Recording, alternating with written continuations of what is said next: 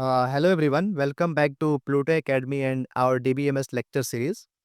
हमने अभी तक अपने डीबीएमएस लेक्चर सीरीज में सारे इम्पोर्टेंस फाउंडेशनल टॉपिक्स को कवर कर लिए हैं और हमने अपने लास्ट के कुछ लेक्चर्स में कुछ एडवांस टॉपिक्स भी कवर किए, जैसे रिलेशनल डेटाबेस मैनेजमेंट सिस्टम क्या होता है, ईआर मॉडलिंग क्या होती है, रिलेशनशिप क्या होते हैं डीबीएमएस में। और हमने अपने लास्ट लेक्चर में नॉर्मलाइजेशन टॉपिक का एक बेसिक इंट्रोडक्शन लिया था। तो आज के हम लेक्चर में उसी नॉर्मलाइजेशन टॉपिक्स को आगे बढ़ाएंगे, जिसमें से हम उसका पहला type specially first normal form क्या होता है और उसका यूज क्या होता है, ये सब कुछ देखेंगे। हमने देखा था नॉर्मलाइजेशन का मेन पर्पस होता है डेटा रिडंडेंसी को कम करना और डेटा कंसिस्टेंसी को मेंटेन करना।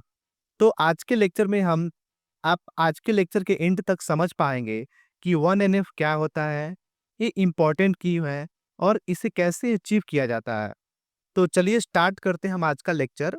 फर्स्ट नॉर्मल फॉर्म 1NF, जो नॉर्मलाइजेशन का एक टाइप्स है।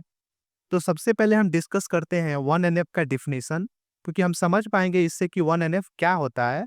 और बहुत बार सेमेस्टर एग्जाम में नॉर्मलाइजेशन के साथ साथ उसके टाइप्स को भी एक्सप्लेन करने के क्वेश्चंस आते हैं। तो ये जरूरी है कि सबसे पहले हम 1NF को समझें। तो 1NF means basically first normal form. It is the first step in the normalization process which help us to reduce data redundancy, or every table should have atomic values. That is, there should not be any multi-valued attributes. तो basically 1NF जो होता है, ये क्या होता है कि इसमें हम इंश्योर करते हैं कि जो एटॉमिसिटी होता है वो टेबल के हर कॉलम में सिर्फ एक सिंगल वैल्यू होनी चाहिए। मतलब कोई भी कॉलम मल्टी वैल्यूड एट्रीब्यूट नहीं होनी चाहिए। और इसमें एक यूनिकनेस ऑफ रो होना चाहिए। जैसे टेबल की हर रो जो है वो यूनिक होनी चाहिए और उसका एक प्राइमरी की से आइडेंटिफाई होना चाहिए। और हम इन दोनों रूल्स को फॉलो करते हैं तो हमारा टेबल जो होता है वो 1NF होता है, मतलब फर्स्ट नॉर्मल फॉर्म। जैसे कि यहाँ पे हमने लिखा हुआ है, it ensures the following set of rules is followed in A tables. First rules क्या हमने बताया, एटॉमिसिटी के बारे में। मीन्स जो एटॉमिसिटी होना चाहिए वो हर कॉलम में सिर्फ एक सिंगल वैल्यू होनी चाहिए। Means attribute should have only single values. और यूनिकनेस ऑफ रो होना चाहिए। Means each row should be uniquely identifiable. Means जितने भी रो होंगे हर रो यूनिक होनी चाहिए टेबल में, और उसका एक प्राइमरी की से आइडेंटिफाई होना बहुत जरूरी है। तो ये होता है हमारा फर्स्ट नॉर्मल फॉर्म। तो जैसे कि नॉर्मलाइजेशन क्या करता है, वो हेल्प करता है डेटा रिडंडेंसी को रिड्यूस करने में और डेटा कंसिस्टेंसी को मेंटेन कर लेंगे। तो सेम फर्स्ट नॉर्मल फॉर्म के दो कंडीशन होते हैं, एक एटॉमिसिटी एंड दूसरा होता है यूनिकनेस ऑफ रो।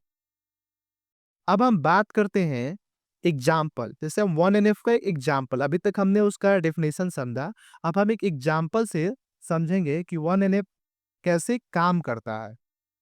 तो बेसिकली आप यहाँ पे एक टेबल देख रहे हैं जहाँ पे एक आईडी है और एक पर्सन नेम है और ऑर्डर्स है। ये हमारा एक टेबल है 1NF का, जिससे हम समझेंगे। तो यहाँ पे आप एक सिंपल टेबल देख रहे हैं जिसमें ऑर्डर कॉलम है, आईडी है, पर्सन नेम है। तो यहाँ पे आईडी में आप 1 2 3 देख रहे हैं। पर्सन नेम में आप राज, रिति और राहुल देख रहे हैं। सेम ऑर्डर में आप राज के ऑर्डर में मफिन एंड शुगर देख रहे हैं। रिति में मफिन और राहुल में शुगर एंड एग देख रहे हैं। यहाँ पे आपको प्रॉब्लम क्या दिख रहा है? यहाँ पे आपको दिख रहा है कि प्रॉब्लम ये है कि ऑर्डर कॉलम में एक से ज्यादा वैल्यूज आ रही हैं। जैसे आप राज के केस में देखें, तो राज के केस में हम देखेंगे यहाँ पे मफिन भी है और शुगर भी है, दोनों एक ही सेल में है। ये क्या कर रहा है? ये वायोलेशन है एटॉमिसिटी का, मतलब ये टेबल 1NF में नहीं है। तो ये नॉर्मलाइजेशन का 1NF का एक एग्जाम्पल है। लेकिन इसको हम एक सॉल्यूशन देखेंगे कि इसको हम कैसे सॉल्व कर सकते हैं। जैसे आप राज के ऑर्डर में देख रहे हैं, यहाँ पे मफिन शुगर एक ही सेल में आ रहा है। सेम राहुल में भी शुगर और एक ही सेल में आ रहा है। तो इसका सॉल्यूशन क्या है? जिसका सॉल्यूशन देखते हैं, इसका सॉल्यूशन मेथड 1 हम देखते हैं। इसके कुछ हम 1-2 सॉल्यूशन देखेंगे, जिसमें पहला सॉल्यूशन हम देख रहे हैं रिपीटिंग रोज। मीन्स रिपीटिंग रोज में जैसे कि हम रो को रिपीट कर दें और मल्टी वैल्यूड एट्रीब्यूट को अलग-अलग रो में स्प्लिट कर दें। जैसे यहाँ पे आप आईडी देख रहे हैं, यहाँ पे आईडी जो है 1, 1, 2, 3, 3। यहाँ पे हमने पिछले एग्जांपल में देखा 3 आईडी थे, बट यहाँ पे आपको 5 आईडी दिख रहे हैं। सेम यहाँ पे पर्सन नेम भी रिपीट हो रहा है और ऑर्डर में आप सिंगल सेल में यहाँ पे ऑर्डर को देख पाएंगे। तो अब हर सेल में एक ही वैल्यू है, तो एटॉमिसिटी अचीव हो गई। लेकिन यहाँ पे ड्रॉबैक क्या है? ड्रॉबैक ये है कि पर्सन का नाम बार-बार रिपीट हो रहा है। मीन्स यहाँ पे आप राज का नाम बार-बार देख रहे हैं। सेम यहाँ पे आप राहुल का नाम बार-बार देख रहे हैं। लेकिन ये इसका ड्रॉबैक है। जैसे आपने नॉर्मलाइजेशन 1NF के में हमने क्या देखा था कि attribute should have single value. तो ये यहाँ पे तो सॉल्व हो गया, बट यहाँ पे ड्रॉबैक क्या रह गया कि पर्सन का नेम जो है वो रिपीट हो रहा है। तो इसको सॉल्व करने के लिए हम मेथड 2 देखते हैं। मेथड 2 में हम क्या लगाते हैं? Extra columns. तो एक्स्ट्रा कॉलम्स में क्या होता है? जैसे दूसरा सॉल्यूशन इसका ये है कि हम मल्टी वैल्यू एट्रीब्यूट को अलग कॉलम्स में डिवाइड कर दें। तो यहाँ पे आप देख रहे हैं आईडी जो है 1, 2, 3, पर्सन नेम आपने देखा राज, रीति, राहुल और ऑर्डर 1 एंड हमने एक और कॉलम बना दिया ऑर्डर 2 के नाम से। तो यहाँ पे आप देख पा रहे हैं कि राज के ऑर्डर 1 में मफिन है और ऑर्डर 2 में शुगर है। सेम राहुल के ऑर्डर 1 में शुगर है और ऑर्डर 2 में एग है और रिति के ऑर्डर 1 में मफिन्स है और ऑर्डर 2 में नल है। तो हमने यहाँ पे क्या किया? हमने यहाँ पे एक्स्ट्रा कॉलम्स बनाए। किस लिए? कि हमने एट्रीब्यूट को अलग कॉलम में डिवाइड कर दिया। तो इस मेथड में क्या सॉल्व हुआ? इस मेथड में हर एट्रीब्यूट एटॉमिक हो गया। लेकिन प्रॉब्लम तब आती है जब हमें मल्टीपल ऑर्डर हैंडल करना हो। जैसे मान लीजिए आपको 10 ऑर्डर हैंडल करना हो, तो आपको 10 एक्स्ट्रा कॉलम्स बनाना पड़ेगा, जो इनएफिशिएंट है। तो हम इसके बाद एक और सॉल्यूशन देखेंगे, अपना सॉल्यूशन मेथड 3। इसमें हम क्या करेंगे? Splitting into 2 tables. हम यहाँ पे 2 टेबल बनाएंगे। जैसे आप यहाँ पे देख रहे हैं, एक पर्सन टेबल और एक ऑर्डर टेबल। तो पर्सन टेबल में आप देख रहे हैं, ये जो है हमारा तीसरा मेथड है और एक बेस्ट सॉल्यूशन है कि हम टेबल को स्प्लिट कर दें, एक पर्सन टेबल में और एक ऑर्डर टेबल में।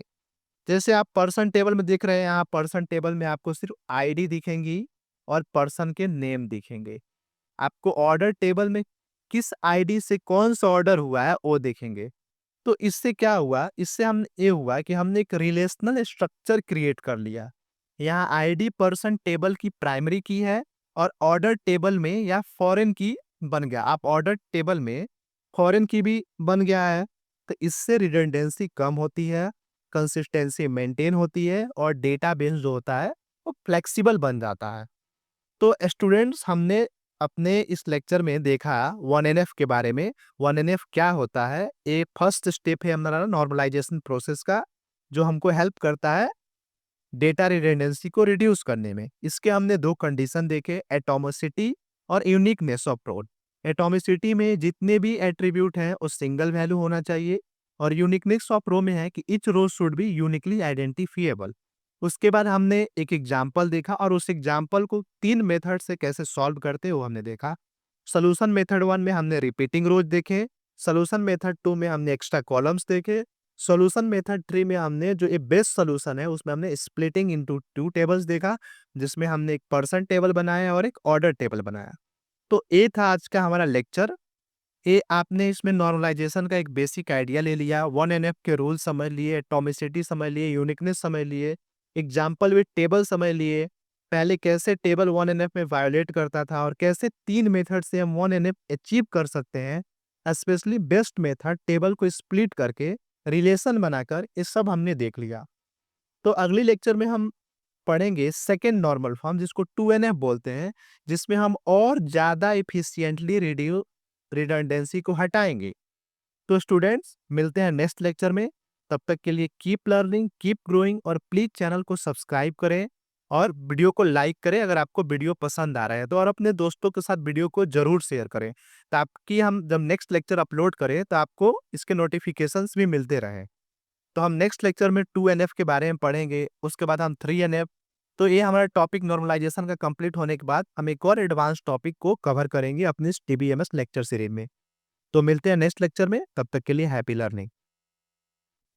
Hello everyone, welcome back to Pluto academy and our DBMS